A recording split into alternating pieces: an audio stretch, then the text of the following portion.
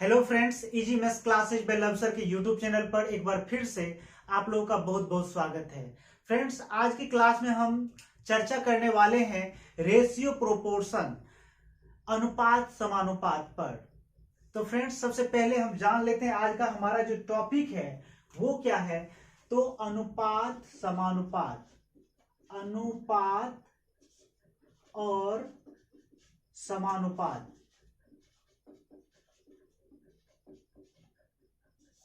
यानी कि ratio and proportion.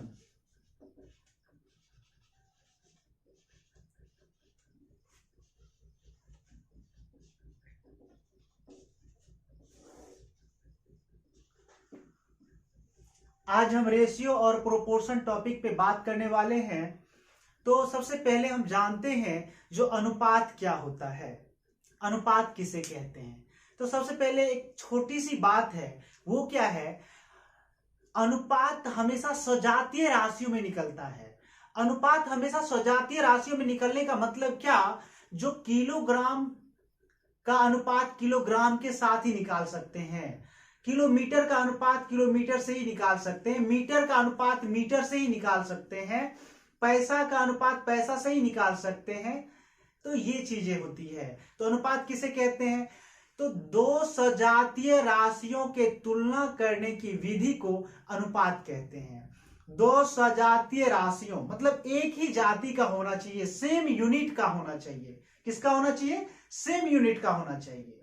दो सजातीय राशियों के तुलना करने की विधि को हम क्या कहते हैं, अनुपात कहते हैं। जो पहली राशि जो है दूसरी राशि की कितना गुनी है, दूसरी राशि पहले गुनी से कितना ज्यादा है, कितना गुना ज्यादा है, कितना ज्यादा कम है, जब हम एक दूसरे का कंपेयर कराते हैं तो वहां पे हम रेशियो लेके देखते हैं।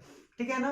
तो रेशियो यानी कि अनुपात किसे कहते हैं, तो दो सजातीय राशियों के तुलना करने की विधि को अनुपात कहते हैं। क्या कहते हैं, अनुपात कहते हैं। और अनुपात हमेशा सेम यूनिट वालों का निकलता है। अनुपात किसका निकलता है, सेम यूनिट वालों का निकलता है। यानी कि केजी का अनुपात केजी वालों के साथ निकलेगा।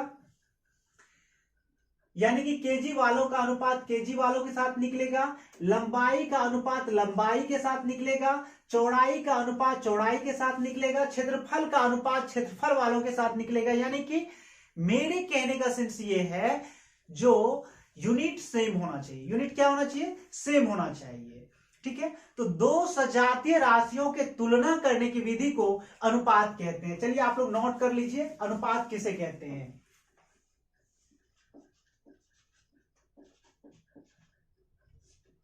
अनुपात यानी कि रेशियो, रेशियो किसे कहते हैं। आप लोग जो है, जो भी इस वीडियो को देख रहे हैं, प्लीज आप लोग कॉपी पेन लेके बैठिए और जो भी हम पढ़ा रहे हैं उसको नोट कीजिए। बस आज थोड़ा सा बेसिक चर्चा होगा, फिर हम लोग आगे बढ़ेंगे। और मैं आप लोगों को ये गारंटी के साथ कह रहा हूं, यदि आप लोग इस पूरे वीडियो को देखते हैं तो आप लोगों को फिर कभी अनुपात समानुपात में दिक्कत नहीं होगा। आप लोग वीडियो में बने रहिए और यदि वीडियो पसंद आए तो चैनल को सब्सक्राइब और वीडियो को लाइक अवश्य कीजिएगा।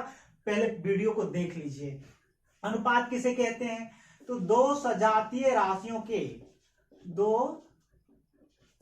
दो सजातीय राशियों के तुलना करने की विधि को अनुपात कहते हैं। दो सजातीय राशियों की तुलना करने की विधि क्या कहते हैं, अनुपात कहते हैं। और अनुपात जो है सेम यूनिट वालों का निकलता है। और एक चीज नोट कर लीजिए, अनुपात सदैव सेम यूनिट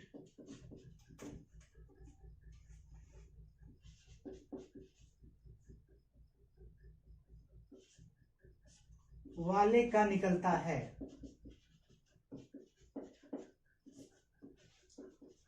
अनुपात सदैव सेम यूनिट वालों का निकलता है। अनुपात सदैव सेम यूनिट वालों का निकलता है। कहने का मतलब क्या, जैसे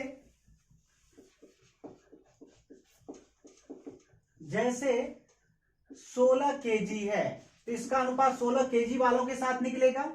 उसके बाद जैसे मान लेते हैं 20 मीटर है तो इसका अनुपात किसी मीटर वाले के साथ निकलेगा।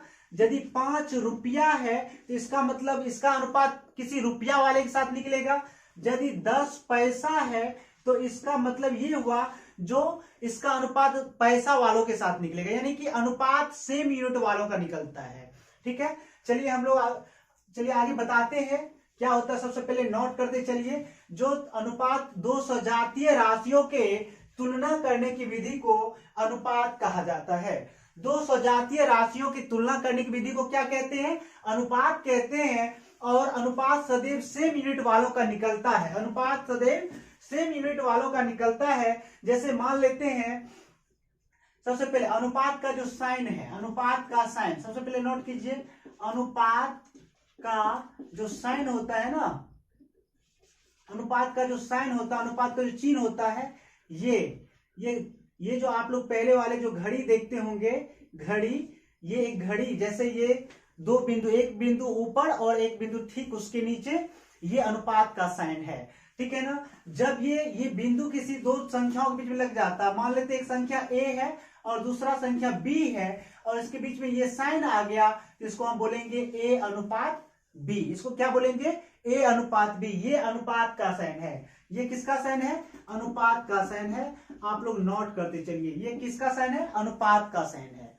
ये किसका साइन है, अनुपात का साइन है। तो अनुपात किसका निकलता है, अनुपात सेम यूनिट वालों का निकलता है। यानी कि जब दो सजातीय राशियों का हम कंपेयर कराते हैं, हम तुलना करते हैं, तो जिस मेथड से करते हैं ना उसको हम अनुपात कहते हैं। और अनुपात हमेशा सेम यूनिट वालों का निकलता है। और अनुपात का जो साइन है ये है, अनुपात का साइन क्या, ये है। यदि हम बोलेंगे अनुपात का साइन ये हो गया, आप लोग नोट कर लिए।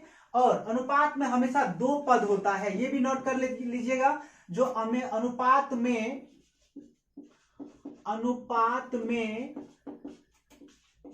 पद होता है, अनुपात में क्या होता है, दो पद होता है। अनुपात में दो पद होता है, आप लोग देख रहे होंगे यहाँ पे a अनुपात b है, यहाँ पे क्या है, a अनुपात b है। इसका मतलब अनुपात में कितना पद है, दो पद है। और पहला जो सबसे पहले जो टर्म आ रहा है ना, अनुपात में दो पद होता है, दो टर्म होता है। फर्स्ट टर्म यानी कि पहले पद को पहला पद कहते हैं, जो पहले लिखा जाता है, जो संख्या जो राशि पहले लिखी जाएगी उसको प्रथम पद या पहला पद या फर्स्ट टर्म कहते हैं। और जो बाद में लिखी जाती है उसको दूसरी राशि यानी कि दूसरा पद, द्वितीय पद या सेकेंड टर्म कहते हैं। अनुपात में कितना टर्म, अनुपात में दो पद होता है। जैसे a अनुपात b है तो इसमें कितना टर्म हो गया, दो टर्म हो गया। पहले वाले को पहला पद, पहले वाले क्या कहेंगे, इसी को बोलते हैं पहला पद, पहला पद, पहली राशि या फर्स्ट टर्म, या क्या कहते हैं, फर्स्ट टर्म कहते हैं, फर्स्ट टर्म कहते हैं। ये हो गया पहला पद, पहली राशि, फर्स्ट टर्म, इसी को बोलेंगे। और जो बाद में आता है ना उसको बोलते हैं दूसरा पद। क्या बोलते हैं, दूसरा पद या दूसरी राशि या सेकेंड टर्म।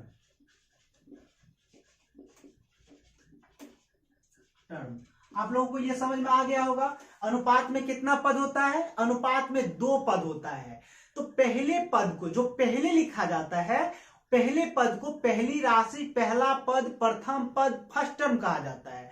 और जो बाद में लिखा जाता है उसको दूसरा पद, द्वितीय पद, दूसरी राशि या सेकेंड टर्म लिखा जाता है। तो अनुपात का ये साइन होता है, आप लोग समझ गए, अनुपात का ये साइन होता है।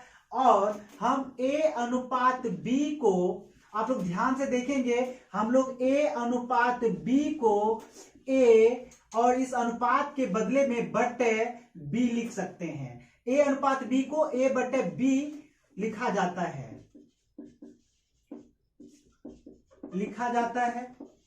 हम लोग a अनुपात b को a बटे b भी लिख सकते हैं, या a बटे b को a और बटे के बदला में जो है ना, ये जो बटे का साइन है, अपॉन का जो साइन है, इसके जगह इसके स्थान पे हम लोग ये अनुपात का साइन लिखेंगे, फिर बी लिखेंगे। तो ए अनुपात बी को ए बटे बी भी लिख सकते हैं हम, या ए बटे बी को ए अनुपात बी भी लिख सकते हैं। यहां तक हमको ऐसा लग रहा है, यहां तक समझने में आप लोग कोई प्रॉब्लम नहीं हुई होगी, क्योंकि आज हम बहुत दिन के बाद क्लास ले रहे हैं, तो आप लोग बोर नहीं होइएगा, ठीक है ना। इस वीडियो को शुरू से लेकर लास्ट तक देखिए, आज के बाद अनुपात और समानुपात में कभी प्रॉब्लम नहीं होगा, ठीक है। चलिए हम लोग आगे बढ़ते हैं। तो इतना समझ में आ गया अनुपात किसे कहते हैं, आप लोग नोट कर लिए ना। आप लोग निश्चित रूप से इसको नोट कीजिए और रिवाइज कीजिए, थोड़ा सा एक बार देख लीजिएगा।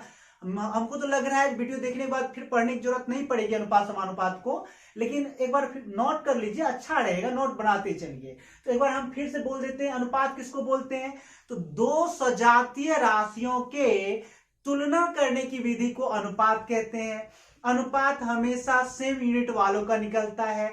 मेरे कहने का मतलब है केजी वालों का केजी वालों के साथ अनुपात निकलेगा, मीटर वालों का मीटर वालों के साथ अनुपात निकलेगा, रुपया का रुपया के साथ निकलेगा, पैसा का पैसा के साथ निकलेगा, लंबाई का लंबाई के साथ निकलेगा, चौड़ाई का चौड़ाई के साथ निकलेगा।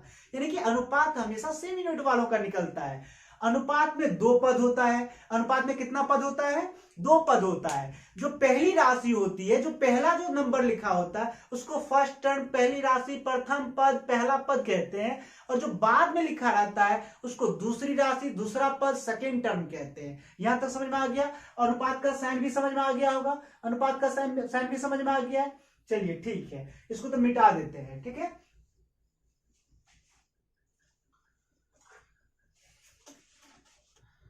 अब क्वेश्चन आ जाता है, जो 16 केजी और 800 ग्राम का अनुपात क्या होगा।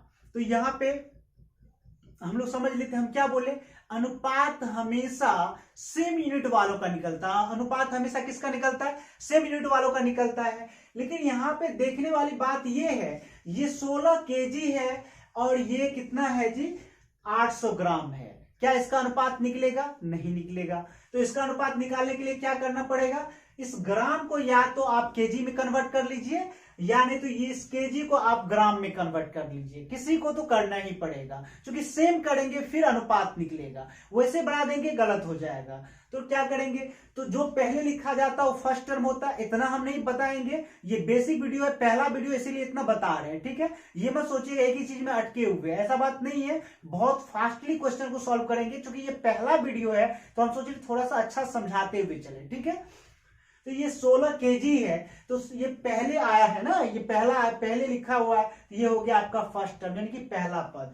तो हम लोग लिख लेंगे क्या, पहला पद बराबर क्या है, 16 केजी है। दूसरा पद जो दूसरे नंबर पर लिखा होगा वो हो जाएगा दूसरा पद, क्या होगा, दूसरा पद। तो दूसरा पद कितना है, 800 ग्राम है, 800 ग्राम लिख लीजिए आप लोग, 800 ग्राम। या तो इसको आप ग्राम में कन्वर्ट कर लीजिए, या इसको आप केजी में कन्वर्ट कर लीजिए। जिसको आसान, जिस तरह से आसान लग रहा है आप लोग उसको इस तरह से कर लीजिए।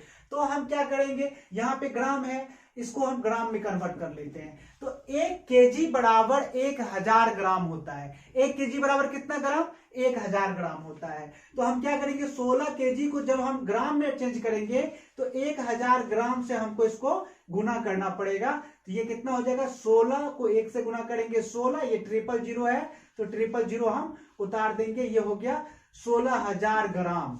अब अनुपात बराबर क्या होता है आप लोगों को पता है, तो अनुपात बराबर क्या होता है, अनुपात निकालना है ना। तो अनुपात बराबर होता है पहला पद बटे दूसरा पद। अनुपात बराबर क्या होता है, पहला पद बटे दूसरा पद, या हम बोल सकते हैं first term by second term. क्या बोल सकते हैं, first term by second term. अब पहला पद कितना है जी, 1600 ग्राम। कितना है, 1600 ग्राम, तो सॉरी 16000 ग्राम लिख दिए हम। फिर दूसरा पद कितना है, 800 ग्राम लिख दिया, 800 ग्राम, ठीक है। अब देखिए 2 0 से 2 0 काट दीजिए। अब देखिए ये 8 1 का 8, 8 दूना 16, यहाँ पे 0 है तो 0 हो गया। ये कितना हो जाएगा, ये 20/1। कुछ नहीं, नीचे में तो क्या हो जाएगा, 1 हो जाएगा, 20/1। तो इसको हम क्या लिखेंगे, 20 बटे है ना, यहाँ पे बटे, ये बटे के बदला में क्या लिखेंगे, अनुपात। ये क्या है, एक एक लिख देंगे, ये हमारा आंसर आ जाएगा। समझ में आया कि नहीं आया? हम इससे पहले क्या बोले थे, अनुपात निकालने के लिए सेम यूनिट का होना जरूरी है, सेम यूनिट वालों का अनुपात निकलता है। यहां तक आप लोग समझ गए। सबसे पहले यहाँ पे ग्राम दिया था, यहाँ केजी दिया था, तो यहाँ पे तो अनुपात निकलता ही नहीं। अनुपात निकालने के लिए हमको यूनिट सेम करना पड़ता। तो हम देखें यहाँ पे जो है ना केजी है, इसको हम ग्राम में कन्वर्ट कर लिए, और जब ग्राम में कन्वर्ट कर लिए तो ये 16,000 ग्राम हो गया, क्योंकि आप लोग को पता है जो 1 केजी बराबर 1000 ग्राम होता है। फिर हम क्या किए, अनुपात बराबर क्या होता है, first term by second term, यानी कि पहला पद बटे दूसरा पद। तो पहला पद 16,000 हो गया, क्योंकि पहले जो लिखा है पहला पद, जो बाद में लिखा होगा वो दूसरा पद। ऐसे ही समझ जाएंगे, जो पहले लिखा होगा क्वेश्चन में वो फर्स्ट टर्म हो जाएगा, पहला पद हो जाएगा, और जो बाद में लिखा होगा वो दूसरा पद होगा। समझ गए ना? तो यहाँ पे जो है ना फर्स्ट टर्म कितना हो जाएगा 16,000, और दूसरा टर्म कितना हो जाएगा यहाँ पे 800। 800 से इस दोनों को काट दिए ऊपर नीचे, ये 20/1 आया। क्या आया, 20/1। तो 20 है तो 20 लिखेंगे, बटे के बदला में यहाँ पे क्या करेंगे, हम अनुपात का चिन्ह देंगे, फिर नीचे में 1 है तो 1 लिखेंगे, यानी कि 20:1 इसका सही आंसर हो गया। ठीक है, चलिए हम लोग दूसरे क्वेश्चन को देखते हैं। 2-3 क्वेश्चन देख लेते हैं इसमें फटाफट। रुपया और 50 पैसे का अनुपात क्या होगा? 5 रुपया और 50 पैसे का अनुपात क्या है? 5 रुपया और 50 पैसे का अनुपात क्या होगा? तो पहले जो लिखा है वो फर्स्ट टर्म हो जाएगा। फर्स्ट टर्म कितना है जी, फर्स्ट टर्म कितना है 5 रुपया। ठीक है, उसके बाद सेकेंड टर्म कितना है, सेकेंड टर्म आपका कितना है 50 पैसे। 50 पैसे है सेकेंड टर्म।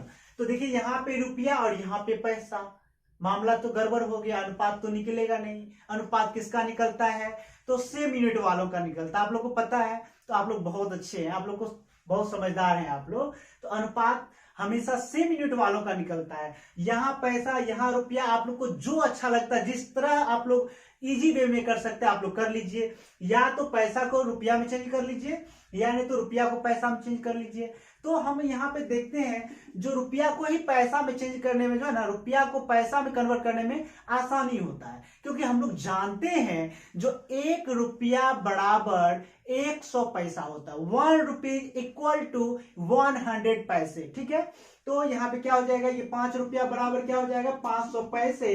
कितना हो जाएगा ये 500 पैसे हो जाएगा। ठीक है, अब दोनों ये भी पैसे ये भी पैसे, अब पैसे पैसे से मीट हो गया, अब अनुपात निकल जाएगा। तो अनुपात बराबर क्या होता है बाबू, तो अनुपात बराबर होता है first term by second term. क्या होता है, first term by second term. ठीक ना, first term by second term होता है। फर्स्ट टर्म कितना है जी 500 पैसे, हम लिख दिए 500, बट सेकेंड टर्म कितना है 50 लिख दिए। कितना हो जाएगा यहाँ पे 50 एका 50, 50 एका 50, ये 1 हो गया। ठीक ना, फिर ये 0 है तो यहाँ पे 0 दे दिए, यानी कि ये 10/1 आया। और जब इसको अनुपात में लिखेंगे 10 है तो 10 लिखिए, इस बटे की जगह पे, बटे के स्थान पे हम अनुपात का साइन देंगे और नीचे में 1 लिखेंगे, यानी कि 10:1 इसका आंसर हो गया। अब हमको इतना लग रहा है जो आप लोग अनुपात के बारे में समझ गए होंगे। तो चलिए अब हम लोग समझते हैं समानुपात के बारे में। किसके बारे में, समानुपात के बारे में, जो समानुपात किसे कहते हैं। तो बोर्ड साफ कर लेते हैं। यहाँ पे जैसे सुनने से ही पता चल रहा है समान अनुपात। समानुपात यानी कि समान अनुपात। समान अनुपात कहने मतलब क्या, जब 2 अनुपात आपस में समान होते हैं, जब 2 अनुपात आपस में समान होते हैं तो उसे समानुपात कहा जाता है। तो हम इसको बोल सकते हैं जब 2 अनुपात आपस में बराबर होते हैं तो उसको समानुपात कहा जाता है। क्या कहा जाता है, समानुपात कहा जाता है। समझ में आ रहा है ना, ये छोटी सी बात है।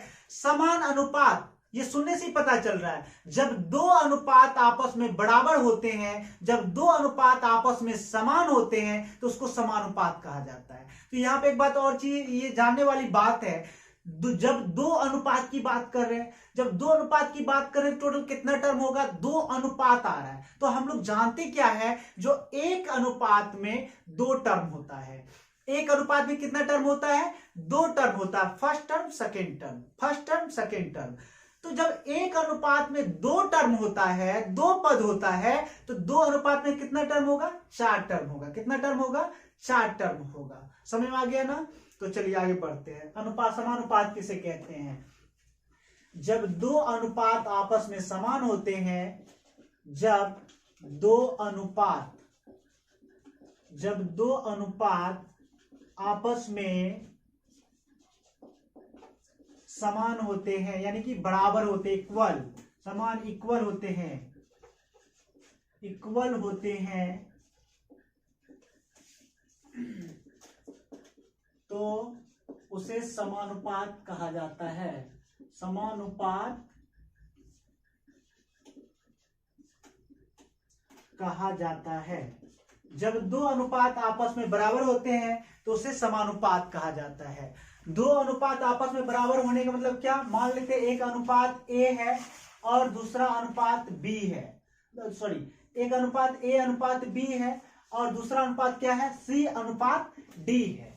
तो ये 2 अनुपात आपस में बराबर हो रहे हैं, ये दोनों 2 अनुपात आपस में क्या हो रहे हैं? बराबर हो रहे हैं। तो ये जब ये 2 अनुपात आपस में बराबर हो रहे हैं तो ये क्या होते हैं? ये समानुपात हो गए। क्या हो गए? ये समानुपात हो गए, ठीक ना? तो इसको हम लिखेंगे A अनुपात B, और ये है समानुपात का साइन। ये किसका साइन है? समानुपात का साइन है।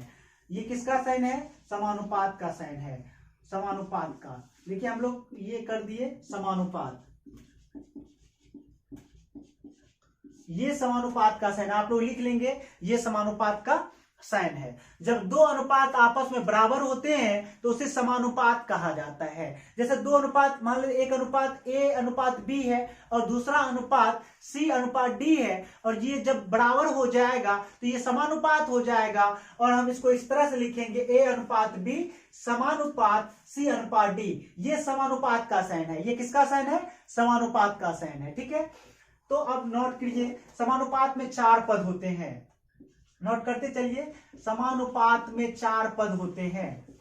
समानुपात में 4 पद होते हैं। 4 पद यानी कि 4 टर्म होता है, 4 पद होते हैं। समानुपात में कितना टर्म होते हैं? 4 टर्म होते हैं। कितना टर्म होते हैं? 4 टर्म होते हैं, ठीक है। समानुपात में 4 टर्म होते हैं। यदि इस यहां पे यदि 4 राशि, अब जैसे समानुपात में 4 पद होता है, A B C और D 4 पद है, ठीक है। जैसे हम इसको ऐसे लिखे, क्या? पहली राशि